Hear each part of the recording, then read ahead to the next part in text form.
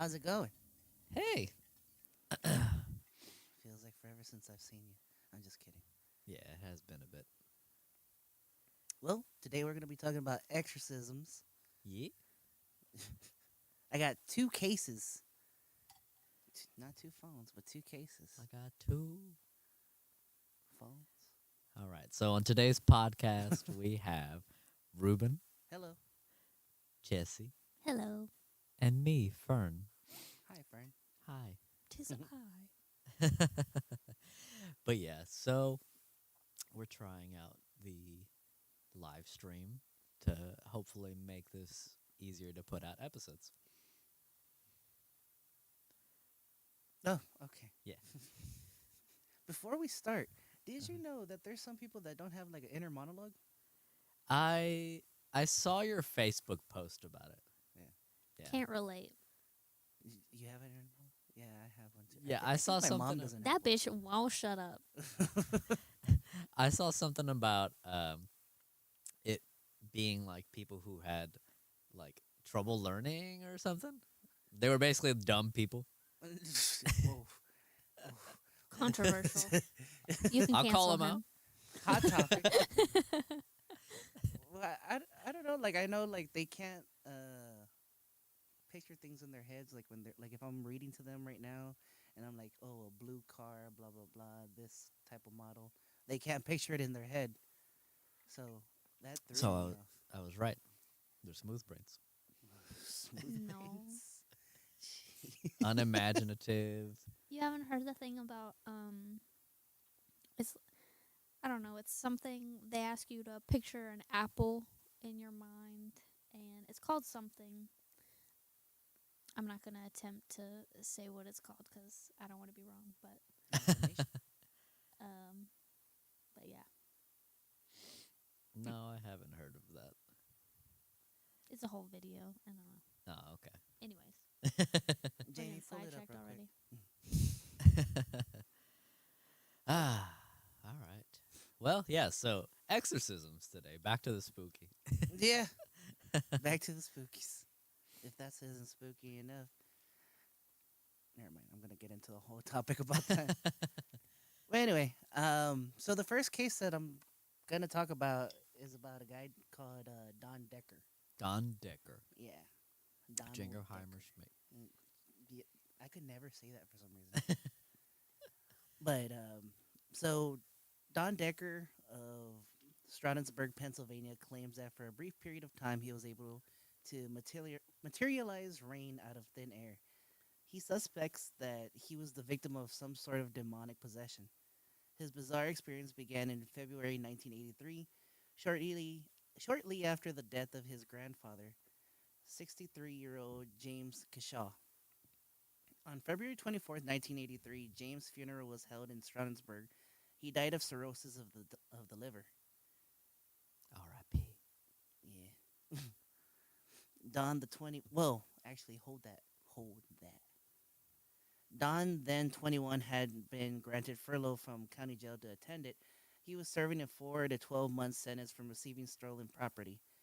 And it was the capstone of a troubled adolescence that involved drug use. What no one knew was that he was keeping a dark secret. Don says that his grandfather, James, the man was that he was obliged to publicly mourn, had abused him physically from the time he was 7 years old.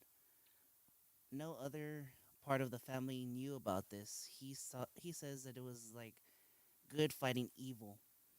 He felt that with James' death, the evil was gone and that everything would change. In fact, things would change and drastically, but not in the way Don could ever imagine. After the funeral, he was completely unnerved by the way his parents glorified James's memory. Decided to spend the night of Friday, February 25th, with his friends Bob and Jean Kiefer, whom he had met a few months earlier. Dang, their last names is Keefe. Chief Keefe. It was at the Kiefers' Ann Street home that all the uneasy feelings stirred up at James' funeral came back to haunt Don. He says that while he was in the upstairs bathroom getting ready for dinner, he suddenly felt strange and confused. He said it felt as though the air had gone out of the room and he was standing in a vacuum. He then fell to the floor and had a vision of an old man laughing and wearing a crown in the bathroom window. Deep scratches suddenly appeared on his wrists. When Don and the Keefers sat down for dinner, they noticed the scratches and asked Don about them. Told them about the vision that he and claimed that the wounds were caused by something upstairs. Shortly after dinner, he and Bob went to the living room. Suddenly, the air around Don vibrated with a deep chill. The Keefers heard a loud noise from above. Almost simultaneously, water began to drip down the living room walls. Don fell into an eerie trance like state. Whoa.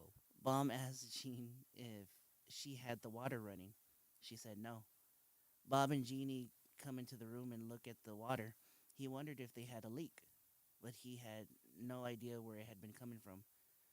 At a total loss, they decided to notify the landlord, Ron Van Y. That's a weird last name. As Bob called Ron, Jeannie grabbed some pots and pans, and put them under the water that was dripping from the ceiling. Don remained in a trance-like state. Bob told Ron that they had a problem and needed him to come down. Ron asked what the problem was, but Bob said that he couldn't say, but insisted that Ron come right away. Hey, that rhymes. When Ron arrived, he was just as puzzled as the keepers about the cause of the problem. At first, he thought there was something wrong with the plumbing, but then he remembered that there was no pipes in the front end of the house. He and Bob went upstairs and checked the bathroom. No leaks were found. Ron says that there was nothing there that the water could have come from. After watching the water for a while, Ron discovered that there is not only coming down from the ceiling, and it was also coming sideways from the wall and up from the floor. That's got to be crazy though, cause like it's coming up and down and also sideways. It kind of Yeah, it reminds me of like Forrest Gump. yeah. The sideways part is weird, and also I'm surprised they didn't have him like institutionalized right away. Yeah, and just send him back to prison. Yeah. There was no basic direction that this was coming from. It was also discovered that when the water struck them, it produced an oily smudge. Ron called his wife, Romaine, and the police officers, John.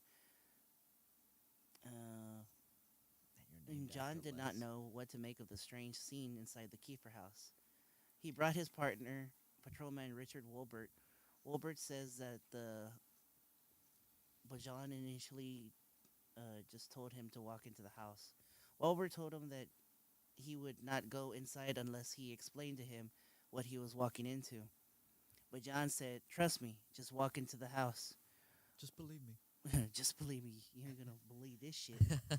Wilbur walked inside and John right behind him. Almost immediately, he was pelted by water droplets. As they stood inside the front door, John witnessed droplets of water traveling horizontally. He says one of the large ball of water passed between him and John and traveled out in the next room. Mm. Strangely, the water seemed to only be appearing in the living room. John says he felt a chill go up his spine as he walked through the house. He says the things were happening that they never dreamed could possibly happen. There was no way for them to explain what was going on. He believed that Don was possessed. At this point, John and Walbert report left to report the incident to the Strouberg's chief of police, Gary Roberts. While the Kiefers and Don, who had gone hours without food, walked across the street to get something to eat, Ron and Romaine remained behind. Ron says that once everyone else left, the rain stopped and the house returned to normal. He and Romaine began to think that the rain was coming from either Don or one of the Kiefers. They were not sure which it was coming from at the time, but since the rain left and when they left, Ron and Romaine were sure it had to do with one of them. By that point, it had been 23 hours since the mysterious rain began. Pam Scarfano, who owned the restaurant opposite of the Kiefer's house, had visited them earlier that day and seen the rain firsthand. She was convinced that it was the devil's handiwork and that the devil was acting through Don. The devil. She told the Kiefers that they should call the church and someone to look at Don. Pam says that when she looked at Don, it looked like he was in a trance. She says he looked at her, but he did not know that she was there. She told the Kiefers that she believed he was possessed while they were sitting at the restaurant. The rain started falling from there as well. Pam says she had never saw anything like that happen in her life. She went to her cash register and grabbed a crucifix from it. When Pam put her crucifix on Dom and it touched his skin, it began to burn him. He wanted to take it off, but she told him to leave it on. It then turned black. She was Dang. convinced that he was possessed. She told the Keefers that he needed to call the church and have a priest look at him. She says there was no way anyone could have played a joke like that. She was certain that it was real and that she was certain that Don was causing it without even realizing it. Even Don began to believe that he was somehow responsible. The rain in the restaurant was the final straw as he and the Keefers left. The rain stopped and says that the fact that the rain was following him made certain that he had something to do with it. He knows that the rain never happened at the Kiefer's house until he showed up there. Man, that sucks. A lot of like soggy pizza and stuff like Yeah. that. They just fucked up the whole place and said, "Ah, we're gonna leave." A lot of moisture. Yeah. That water damage will get you. That's scarier than the ghosts. Yeah. Back at the Kiefer's house, Romaine comforted Don, accusing him of somehow causing all the trouble on purpose. She and Jeannie yelled at him, telling him he needed to make it stop. As they did this, the pots and pans and cabinets in the kitchen started rattling. Then the lights went out. Don says he was levitated off the floor and his torso twisted. One witness says a green glow surrounded him after floating in the air briefly. He screamed and he was pushed 5 feet across the kitchen and into a corner. He said it felt that someone was pushing him all over his body at once. He says it scared him so much he felt like a newborn. After Don landed in the corner and more scratches appeared, this time in the shape of a cross near his inner elbow, Romaine says that she believes that some sort of evil spirit, possibly a demon, caused this. After that incident, Jeannie read the Bible and tried to exorcise Don herself. Man, She you know said, that's "I'm when gonna." Oh shit's my bad. god. She said, "Do it yourself." Do it yourself. DIY exorcisms. Yeah. Don't try this at home. Oh man! And what year was this again? Sometime in the 80s, 83. Shit. There's no Google Yeah. either. The rain then started hitting her and only her. Only Oh, her. man. A few hours after the strange incident in the kitchen, officers John and Walbert arrived with Chief Roberts, a hardened skeptic. In tow, when Roberts came inside, he was pelted with rain. John believes that Robert felt embarrassed and put on the spot, possibly thinking that they expected him to give him an answer about what was happening. John says there was no way to explain what was going on. He thinks that Roberts was put in a position where he might have felt uncomfortable. Roberts would be the only eyewitnesses from the bizarre night who would deny that anything out of the ordinary had happened. He said, "If I block it out, it doesn't exist." Out of sight, out of mind. He told John and Walbert that what was happening was not a police problem, but a plumbing problem. They maintained that it was a police problem, but he said that Don and the Kiefers were probably playing a joke. Roberts ordered John and Walbert to leave the house. He instructed them not to file a report. In fact, he directed them to not speak about the incident at all. That sucks. He said, "Keep it hush hush. Yeah. We don't want people to know that we didn't do our jobs." They're gonna arrest the demon. Yeah. I mean, might as well, right? I mean, he was supposed to go to jail anyway, so just Yeah. take him back in. They said we can't give him a traffic ticket, so just let him go. Walbert thinks that Robert was just wanted out. Roberts could not give them an explanation for it, could not help them, or could not provide them with anything more than what they had experienced and what they had came up with. John says Robert was just flatly denied that anything happened. He even tried to convince John of that. John, however, maintains that something unexplainable happened that night. The next day, acting against the specific orders of Roberts, 3 of his veteran officers went to the Kiefer's home to try to figure out what was going on. They placed a paper bag over Don's head to make sure he was not creating the rain by spitting. One of the officers, Bill, was right. By spitting? Yeah, he was spitting all over the house. Getting spit on. One of the officers, Bill Davis, says that he had gave Don a gold cross to hold.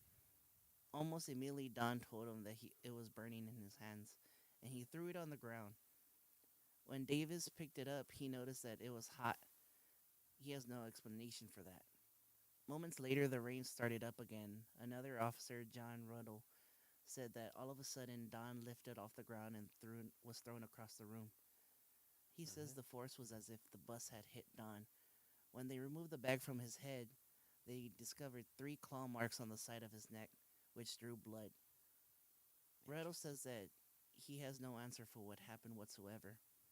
Davis says that he had been a cop for over 40 years and he has never run into anything like this. Ever. He says that there is always an explanation for something that happens, but in Don's case, he has no explanation. Finally, on the third night, Sunday, February 27th, Ron was able to convince an evangelical preacher, Reverend Johnson, to come to the house and attempt an exorcism. Every Protestant minister and Catholic priest in Strasbourg had turned Ron down. The Van, the Van Wise and the Keefers kept vigil when Reverend Johnson prayed for Don. As she started to pray, Don appeared to go into a convulsion. He started to shake and then he pulled himself up into a ball. Ron says that the longer Reverend Johnson prayed, the more Don began to relax. Romaine says that Don's body seemed to completely quiet down as she stood there watching this. She felt the house itself seemed to take on totally different, more peaceful feeling. By the time Reverend Johnson finished praying, the rain was gone. About an hour passed since she arrived. Don says that the last time that they saw the rain at the house, amazingly the rain had stopped. Don appeared to return to his old self. Some witnesses believe that Reverend Johnson performed a miracle or an exorcism, but whatever it was, the results would prove to be only fleeting. After his furlough, Don returned to the Monroe County Jail. He was placed in a maximum security cell with another inmate. Within a few days, the mysterious rain had once again materialized, this time in his cell.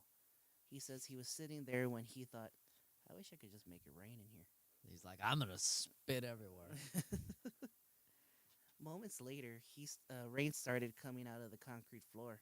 His cellmate who was so panicked that he asked to be moved. Don says at that point he realized that he could just do stuff with the rain. Don's demeanor frightened the other inmates. Some of the guards witnessed the rain defying gravity as it traveled up the cell walls and flew sideways through the air. A guard questioned Don about the rain. He told the guard that he could control it this time. It was different this time. He felt powerful. He realized he could manipulate the rain at will. The guards did not believe him. He told him that if he could control the rain, he should make it rain in the warden Dave Keenhold's office. Keenhold says that at the same time, he was sitting at his desk writing a report and was by himself in the administration area. At that time, he did not feel anything unusual, but he noticed that his shirt was drooping. At 8 p.m., the guard came in to talk to him about Don. The guard noticed a spot on Keenhold's shirt. Keenhold says that there was a spot of water about 4 inches long and 2 inches wide near the center of his sternum. When Keenhold and the guard looked down the hall towards Don's cell, they noticed a small ball of water heading towards them. The water struck Keenhold in the chest and then splashed off. He was startled and scared when he learned about Don's apparent abilities. The guard was scared as hell as well. They were unable to explain what had happened. Keenhold called a plumber to look into the rainwater in Don's cell, but when the plumber went into the cell, he became so upset that he turned around and walked out. He said, Don't call me for this kind of shit. Though he's he. he's like, there's no pipes. There's a demon. There's a demon. What are you calling me for? Call the priest. Although he did not tell Keenhold exactly what he saw, Keenhold believes that the plumber also witnessed the strange rain and was frightened by it.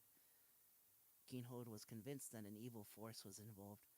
He made a frantic call to call the jail's chaplain, Reverend William Blackburn.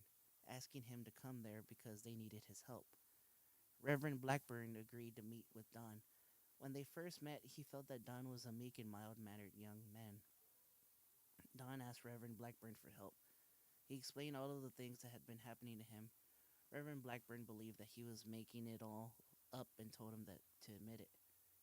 Almost immediately, Don's demeanor changed and a smell came into the room.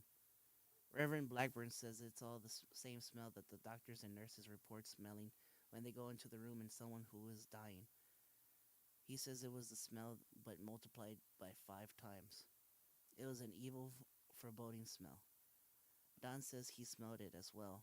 Don told Reverend Blackburn that he had powers and that he could make it rain. At that point, he raised his hand and rubbed his fingers together. All of a sudden, a misty rain appeared in the room. Reverend Blackburn felt that he was in the presence of evil. He told Don that he was going to pray for him. He told him that he did not want him to pray for him.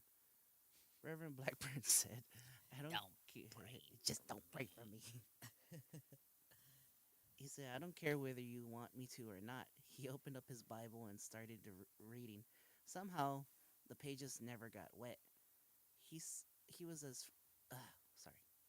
He says it was a frightening thing to witness. He thinks that he was praying more for himself other than Don at that point. He says that after praying for a brief period, the rain stopped. Reverend Blackburn says at that point, Don subsided and they could feel a peace in the room. Don said thank you and just started crying. Oh. He and Reverend Blackburn hugged and prayed together. Reverend Blackburn says there is no doubt in his mind that Don was possessed. He also said that there was no way a human being could do what Don did in that room.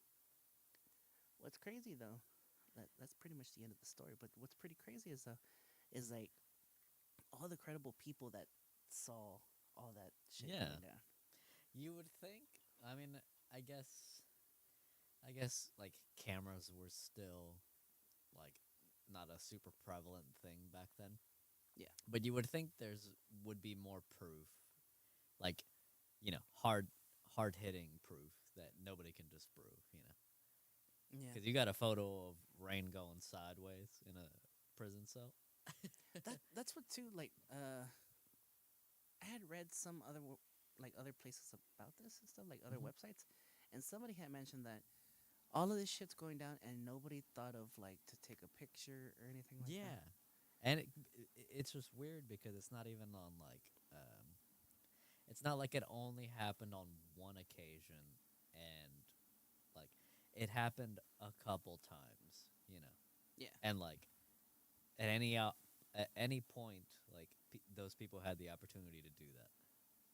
What do you think, baby? I'm trying to look up like water demons. Oh, Another thing that Don had ended mentioning, because he came out on TV like several times, uh-huh.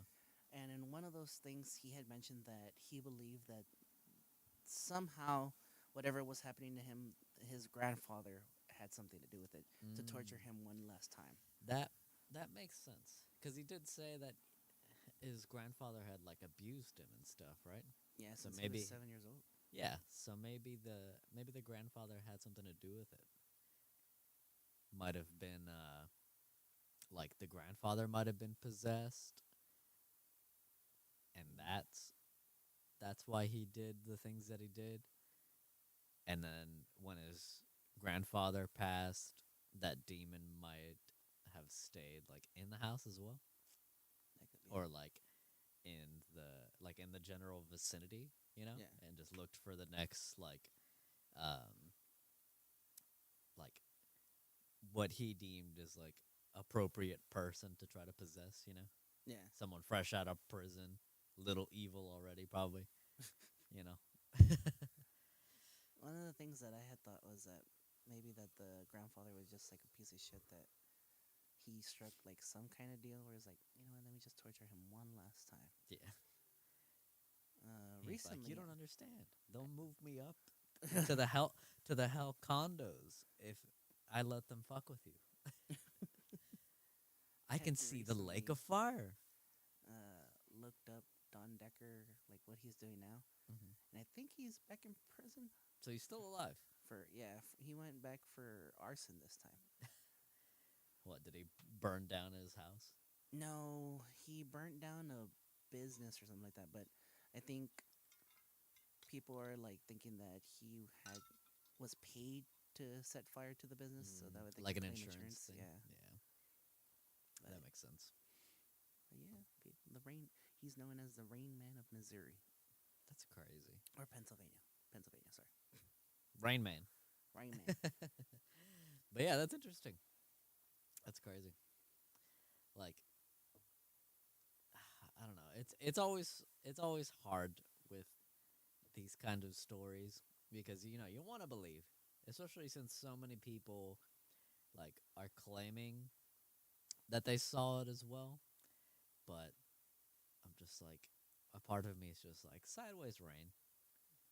Yeah, I'm just like, and then also the I guess just water appearing out of nowhere. I'm like, either that is like a very powerful being to be able to like put liquid in an area that has none, or it's just in their minds and it's like projecting these things into like all of the people who claim they saw it. and it wasn't actually raining; it was just in their head. Yeah, like that's also a possibility Yeah.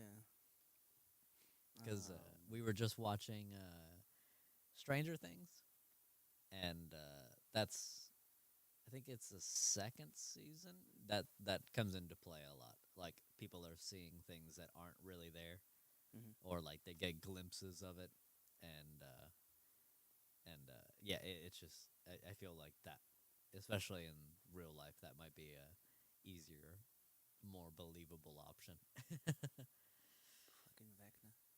Yeah, yeah, we just started the fourth season today, or right before you got here, actually. You haven't seen it? Seen it? Like, No, we've seen it before. uh, We're just rewatching everything in Spanish. no. Okay. Is Rain Man? Rain Man. Yeah. That's the story we're talking about right Uh huh. now. Yeah. Don Decker. There is this thing on fandom or villains fandom, Mhm. and it's titled Rain Man. But I don't think it's talking about the guy you're talking about. No, I think that's a movie. Maybe. Is it? Yeah, because where I'm reading my stuff is on fandom, but it was because Ah. he had an episode of Unsolved Mysteries. Mm.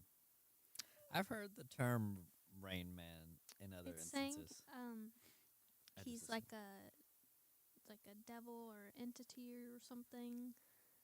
Um, and it says his occupation is ruler over the music industry. Hell yeah, brother. Okay. So that's what the old Don's doing.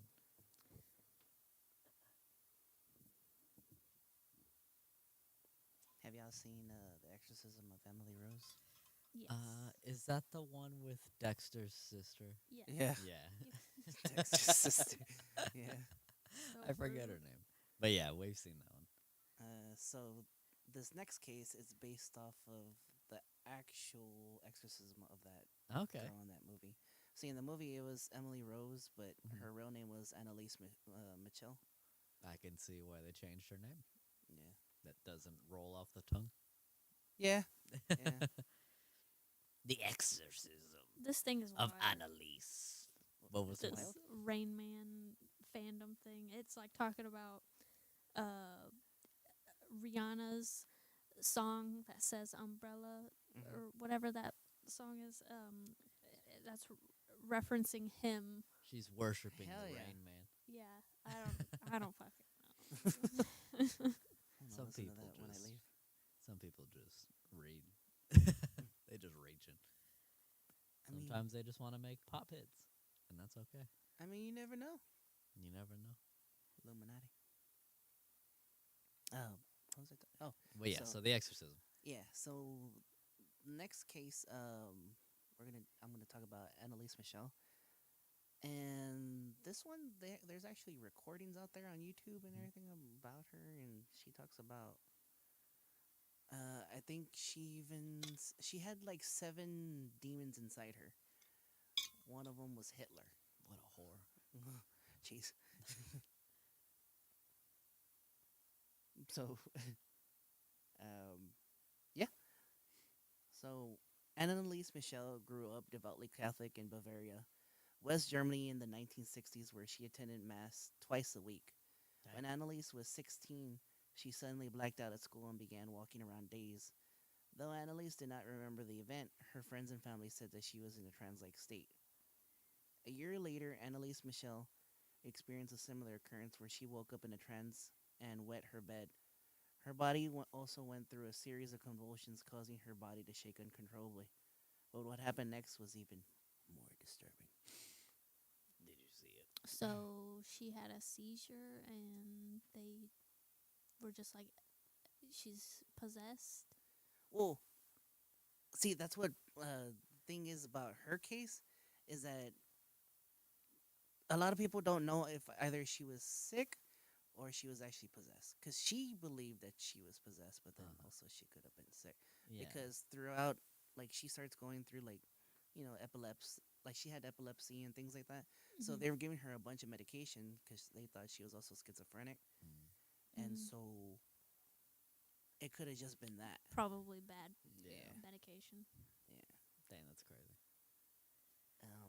So after the second time, Annalise visited a neurologist who diagnosed her with temporal lobe epilepsy, a disorder that causes seizure, loss of memory, and experiencing visual and auditory hallucinations. See, Mm. see. Mm.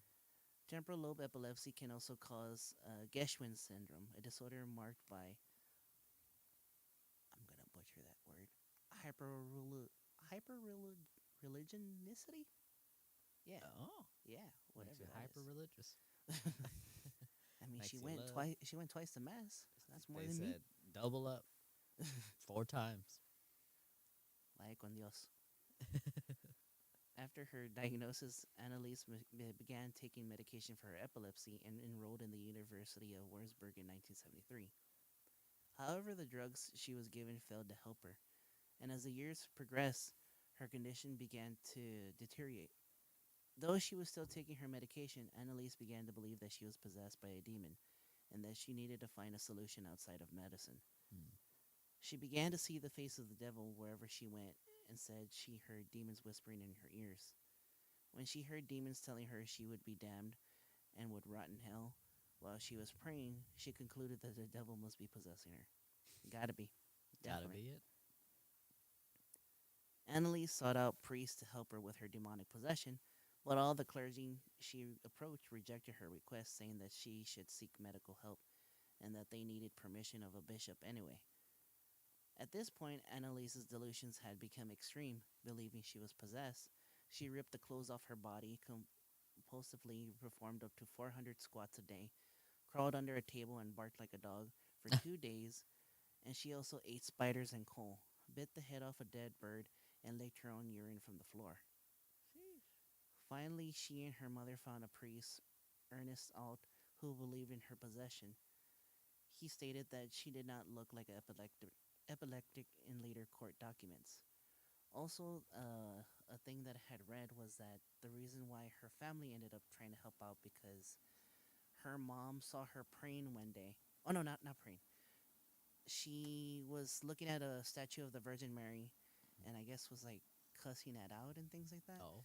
And then the Virgin Mary started like bleeding from the eyes, but that Annalise's hands turned into like bear hands. They were huge, and so that's why the mom believed that she was possessed, and that's Huh. when they started to believe her.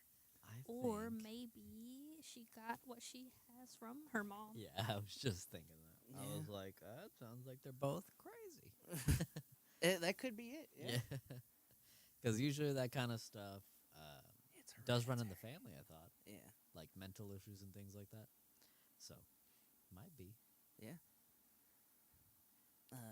Annalise rose to alt. I am nothing. Everything about me is vanity. What should I do? I have to improve. You pray for me. And also once told him, I want to suffer for other people, but this is so cruel. Alt petitioned to the local bishop, Bishop Joseph Strungel, who eventually approved the request and granted a local priest, Arnold Renz. He gave him permission to perform an exorcism, but ordered that it be carried out in total secret. Oh, I'm not gonna read that part. um, One moment. No, you're Okay. good. Over the next 10 months following the bishop's approval of Annalie's exorcism, Alt and Renz conducted 67 exorcisms, lasting up to 4 hours on the young woman through these sessions. 67 exorcism. 67. So that's like just too shy. She would have been saved. what if they would have just got 69? But that's crazy though. Like she had to like they would wake up. Do Exercise. that's like twice a week, isn't it? I don't know. Yeah, how long did they say they did them for? Up to Uh, 4 hours. Yeah, up to 4 hours. 4 hours, yeah. That's a ton. Um, Through these sessions, Annalise revealed that she believed she was possessed by 6 demons: Lucifer, Cain, Judas, Adolf Hitler, Nero, and Fleshman, a disgraced priest that was, I guess, somewhere in that town. Okay. So Adolf Hitler's a demon now. I guess so. All right. I mean, I guess. And in that audio that I was talking about, when they have audio where she's naming the demons, Mhm. but it sounds like she's thinking of what to say, which is Mhm. weird. Like she's saying, Nero, Satan. Like she's making it up on the spot. Yeah. But it also sounds scary, so it could, maybe No, she's yeah, just like, of ah. All these spirits would jostle for power on Annalise's body and would communicate from her mouth with a low growl. The demons argued with each other, with Hitler saying people are stupid as pigs. They think it's all over after death. It goes on. And Judas saying Hitler was nothing but a big mouth who had no real say in hell. Throughout these sessions, Annalise would frequently talk about dying to atone for the wayward youth of the day and the apostate priests of the modern church. She broke the bones and ripped the tendons in her knees and continually kneeling in prayer. I had also read in another article where I think her mom and her dad had came into the room one day, and because they had heard like loud thumping, it was just like a thump, thump, Uh-huh. thump. And when they came to check in on her, she was basically like, she would drop down on her knees, boom, and then get back up, and then do it again, boom, Oh. and she kept on doing Oh, it. so And like, just like the movie. yeah, like Yeah. over and over. Yeah. Jesus Christ. Damn. And she broke her kneecaps or something like that. Damn, Well, Dexter's shit, yeah. sister. That's crazy. Over the 10 months, Annalise was frequently restrained so the priest could conduct exorcism rites. She slowly stopped eating and she eventually died of malnutrition and dehydration on July 1st, 1976. They're like, there's no time to eat and drink and sleep. We need to exercise you. She apparently like refused to eat too. Yeah. Like they would try to feed her and she wouldn't eat. Well, But- shit. When you're getting exercise 4 hours a day, I wouldn't want to eat either. But yeah, she was just 23 years old when she died. Yeah, I remember her being really young from the movie. After her death, Annalise's story became a national sensation in Germany. After her parents and the 2 priests who conducted the exorcism were charged with negligent homicide, they came before the court and even used a recording of the exorcism to try to justify their actions. The 2 priests were found guilty of manslaughter resulting from negligence and were sentenced to 6 months in jail, which was later suspended, and 3 years of probation. The parents were exempted from any punishment as they had suffered enough, a criteria for sentencing in German law. But So Yeah. this case took place in Germany, right? Yeah. Okay. Man, the Germans are real lax, huh? They What? would have tossed everyone in jail for life over here, probably. yeah, well, they tried. I to don't know do about that, life. They tried to do that. You're right. It one, was the 70s. What was it? The Devil Made Me Do It. The devil made me. It was a Warren's case, and the it was the first case in I think America Uh-huh. where they try to use that as an excuse. Ah, But vaguely yeah, familiar. I I feel like you might have told me that at one point. but yeah, But man, that's crazy. so it kind of leaves it up to. I wonder if she actually like was possessed or she wasn't possessed because she could have been just kind of I off mean, the rocker. the thing for me is I want to believe it because you know you watch the movies and it's scary as hell. Yeah. But I'm like, where are like the modern day exorcisms right now? Oh, they still have some. Yeah. They just don't make movies about them, I Yeah. guess. Like there's this one video that I had seen because I was trying to research like what cases to do, Mhm. and one of them was the the Pope. You know how he visits places and things like that. Well, Mhm. he goes around when he sees people, he just blesses them and touches them or whatever. Not that way, even though Yeah. they're known for that. But he gets to one person, he starts blessing him, and the dude just starts like freaking out and Oh. yelling and all this stuff. And so the Pope's just like, okay, well, I guess we're doing this right now. He's like, I'll keep going then. Yeah.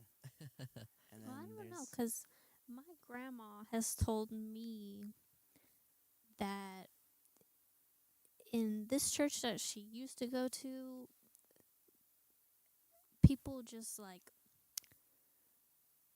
I don't know. It's kind of like the mass hysteria kind of thing happening in church where like people act I don't want to say they're acting like they're possessed because they probably do believe it or mhm, whatever, but like Mhm. they roll around on the floor like just crazy fucking shit. yeah. Yeah.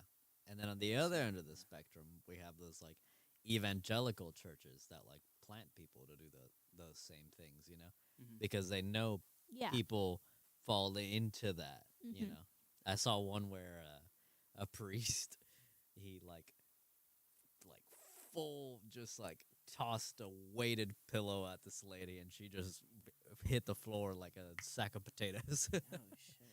And then everyone was like, ah, He did it. he did it. Well, there was that movie, The Last Exorcism, where people would believe that they had a demon in them. So this priest would go around and just like he knew that's how he would make his money. Mm-hmm. So he would pretend that he would exorcise them. So he even had like a crucifix that he would tell them to touch the crucifix, and then he would press a button that they didn't see, and smoke would come out of the sides. Mm. And then I had also read that a lot of exorcisms cases didn't start coming out until the movie The Exorcist came out. Mm. That's when a lot of like people started believing that they were like had demons and stuff. Do you think I didn't that think at all. is because like the movie plants it in their head, or do you think it's just because people finally are like, oh, that's what I can call this, like they're exhibiting all the same symptoms, like they probably feel like they're in that position too, but up until that point they just thought they were like sick or crazy or something. They can just say, oh, I need an exorcism because I'm possessed, Yeah. because I'm Hmm. experiencing all those things as well. Reminds me of modern day TikTok. Yeah. Yeah, it's just like, I don't know, especially back in the 70s when that happened. Like, they barely people barely believe of like mental illnesses nowadays, and like the treatments are still lackluster, but I think they're probably better than they were 50 years ago in the 70s. Yeah. Back then they probably gave you like random medication that made you a zombie, and they were no one shocker when she was like, it's just not working. Well, there was a. I mean, even like if they thought that you were like mentally ill, they would put you in an asylum Mm-hmm. Hmm. and do Yeah, all that over other here crazy too shit. in the U.S. I remember that. I remember that being a big thing when they shut those down, because not that we were around for any of that, but they say that when they shut those facilities down, all those people didn't really have anywhere to go, so they just became like Yeah. crazy homeless people, Yeah. and that that wasn't good for anybody. Yeah. There just But they wasn't any don't get word in of it. trouble for endangering those people. No. And also, like, potentially endangering the people, like, that might Who live interact around. with them. Yeah. You know, it's like they were in an institution for a reason, Mhm. and now they're back out into society with probably no rules, no like housing, no help. They're just like feral humans What out in public again. what if those people are actually possessed too? Like some of them? Might.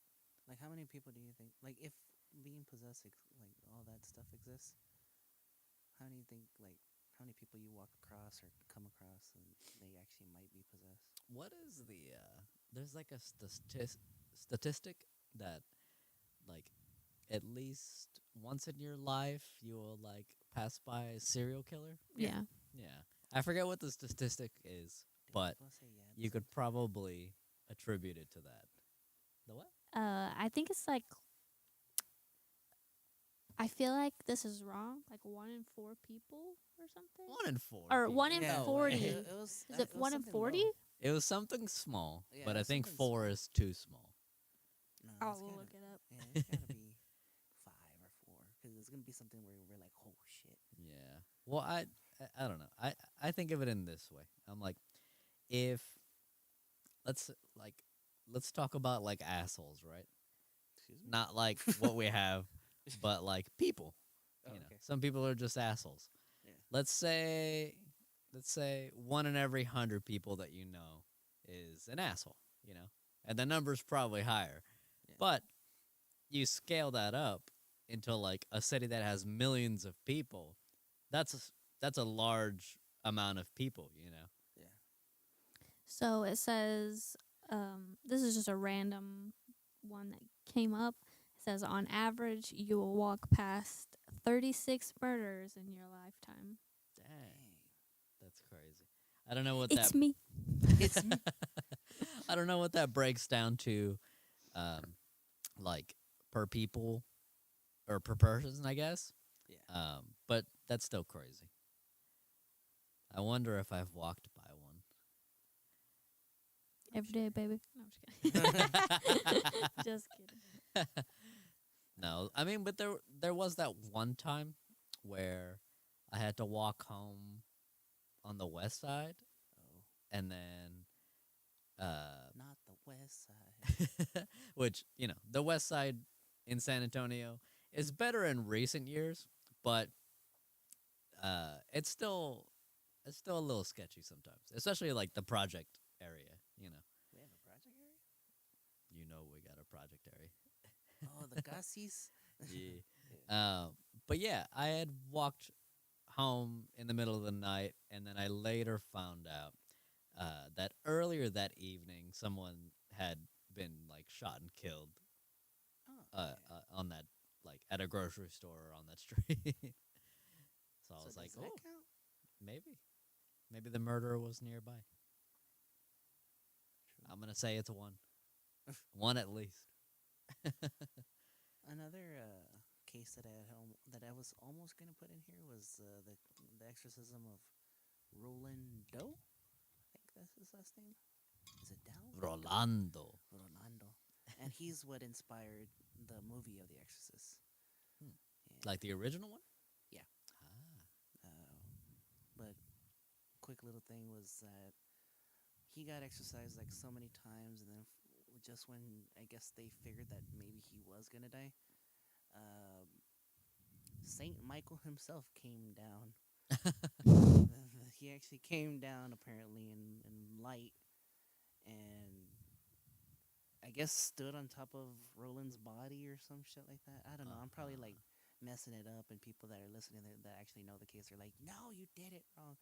But If we're wrong, yeah, I know comment Saint below. Michael was somehow involved in there. If we're wrong, let us know in the comments. Yeah, Let us know in the comments. Yeah. there's like other podcasts that I watch, and sometimes where there's cases that they're talking about that I know, and they say like the wrong thing. I'm like, so I can feel y'all. I can feel y'all. Hey man, that's fun. Is there a way we can play that audio? Yeah, so we'll probably wrap up the episode here. Yeah. We're gonna try to do these a little bit more regularly. Now that they're live, it'll help cut down on like all the production time. Hell So hopefully we can do this once a week. If not, uh, every other week for sure. But yeah, thank you guys for joining us on another episode of Let's Have a Seance. Thank you, guys. Are you not gonna play the audio? I am. I'm gonna end the episode with the Oh, audio. okay. So, I was like, are you just trying to? End no. Yeah, so we'll close out this podcast episode with the audio from the exorcism. Hope you guys enjoy. This is your warning. So if you don't want to hear it, exit now. Yeah. And we'll see you next time. Bye guys. See you next time. Okay, let's go ahead and play that audio. Also, I just randomly pulled up a Quora post, and it's someone saying that they think their neighbor is a serial killer. Oh, Jesus. They're like, how can I find out without getting caught? Obviously, sneak into the house. And they said, Make I a movie seen out of his it. jeans bloody in the morning. The following, and though they're complete in the Catholic Nero from Reformed time. Rosenkranzmonat, weißt du ja, ne? Ja, aber Rosenkranz. die wenigsten beten. Die wenigsten. Ja. Und die Kirche wird am allerwenigsten gebeten, weil die Herrn Pfarrer ja das für unmodern halten. Ja. Ja. Ja. Ja! Gegen Satan Ja. Ja. und alle Dämonen. Ja, gegen uns. Ja.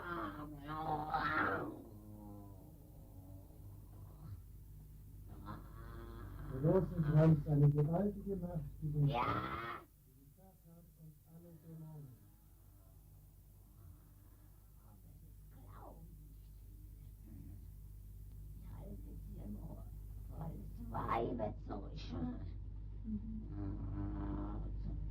Wer ist da schuld daran? Ja. Ihr. Ja. Ja. Was Kostbares, der Rosenkranz. Kostbar. Rosenkranzmonat. Der Ausklinge verstellen nach nichts, dem ist das Geld zu schade für. Dann kostet er was. Bei dem schon. Ja. Blutzeit oder auch Geld Ach so. Die Arbeit. Ja, die Arbeit geht natürlich vor. Aha. Die Drecksau, die beten ja immer. Das kann ihnen noch ihr Glück sein. Aber das Ding, das gäbe Sachen, wenn die Drecksau, sie das haben die hineingepflanzt. Du meinst die heilige Kommunion, meine ich. Ja, ja. Wollt ihr das nicht haben? Oder in die Hände gibt? Das haben wir sehr gerne. Sehr gerne. Sehr sogar. Ja. Ja.